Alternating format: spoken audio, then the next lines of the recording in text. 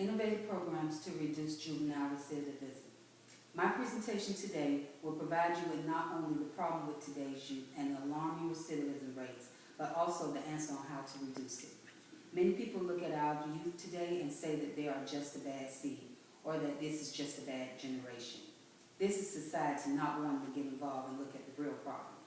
Our at-risk teens are not getting the proper treatment to cope with society. Therefore, they're going out committing more crimes and returning back to jail or different programs. The foundation is to treat the problem first and get inside our juvenile's head. This will happen only through therapy. We need to find out the root of the problem, like why do they make poor decisions when it comes to school, peers, and conflicts. This is usually because there is some sort of trauma in their past, and they've never actually treated that trauma. So they take it back with them every day. And when they're faced with conflict, then it tends to come up as a trigger. Next, we have education. Our youth is not being educated. We have so many youth that are dropping out at an alarming rate.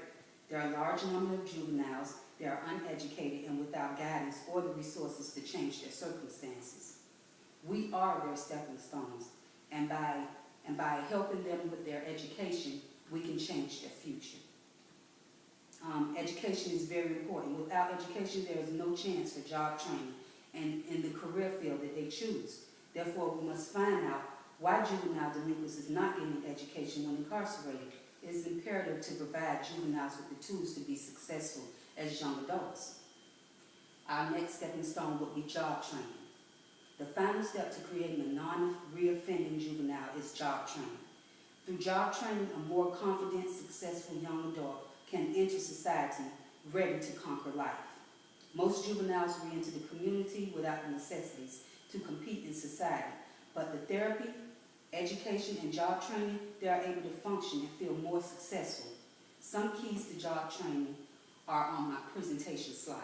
When I'm finished giving you all the information here, you can all view my presentation slides. It gives examples of juvenile programs, prevention programs, everything a juvenile will need to be successful once they re-enter society. The most effective way, as we all know, for juvenile offenders to not re-offend is through prevention. Prevention is being proactive, which means us as the parents taking and teaching our children about accountability for their action.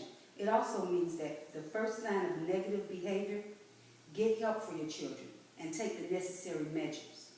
These are programs that show significant progress. You have Reach Back, Alternatives to Anger, many different programs. I have a whole list in my presentation slide. Any questions from anyone? Yes. Why are there so many juveniles dropping out of school?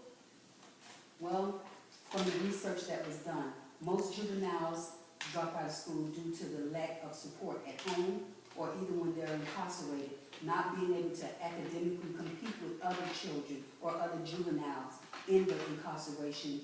During their incarceration, they tend to either act out in class or they either pretend to be sick or something of that nature. Many of them even have learning disabilities which have never even been addressed. And this is why I feel like juveniles who have learning disabilities such as BD or LD should not be incarcerated with other youths. They should be in a separate facility where that can be treated. That way the behavior that they project onto others can be prevented. Any other questions? Why do you think juveniles always are reoffending? Well, basically because there's no foundation at home. Once a juvenile is re-entered in society and they go back out with the same attitude that they had when they came in or the same problems, like I said before, therapy, education, job training. If you're a juvenile that came in for committing a crime and you are incarcerated for, you say, 2 or 3 years, and you get no education while you're there because of the simple fact that you don't feel like you can academically compete with other juveniles or other students in your class, then you're not getting your education.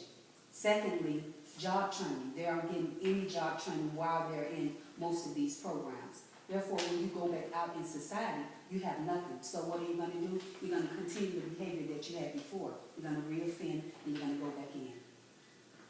My slides and my data that I collected all support my arguments. All support it. Why are juveniles committing so many crimes? They're angry, they have behavior issues, they have trauma issues, emotional issues, none of which have ever been addressed.